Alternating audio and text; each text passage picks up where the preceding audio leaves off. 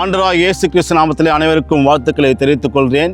இந்த நாளிலே ஆண்டவர் நமக்கு கொடுத்திருக்கிற வசனம், உன் வழியை ஆண்டவரிடம் ஒப்படைத்து விடு, அவரையே நம்பியிரு, அவர் உன் சார்பில் செயலாற்றுவார்.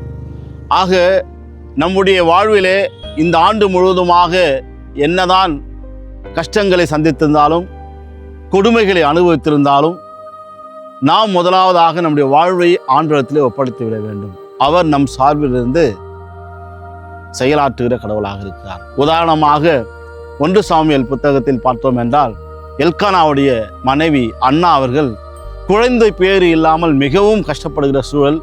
ஒவ்வொரு ஆண்டும் சீலோவாம் திருச்சபையிலே சென்று பிள்ளை பேருக்காக ஆண்டவரிடம் ஜெபிப்பதை பார்ப்போம்.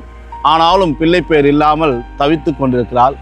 ஆனால் கடைசியாக அவள் திருச்சபைக்கு வெளியே அமர்ந்து, ஆண்டவரே நீர்தான் எனக்கு கதி, நீர்தான் எனக்கு வாழ்வு என்று புலம்புவதை நாம் பார்ப்போம். உம்மை தவிர எனக்கு வேற எந்த மார்க்கமும் இல்லை என்று ஆண்டவரிடத்தில் அழுது புலம்புகிற பொழுது ஆண்டவர் அன்னாளை ஆசீர்வதிக்கிறார்.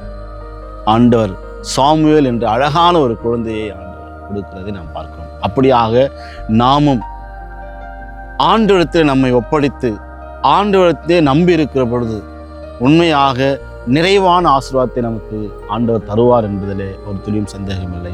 ஆமென்.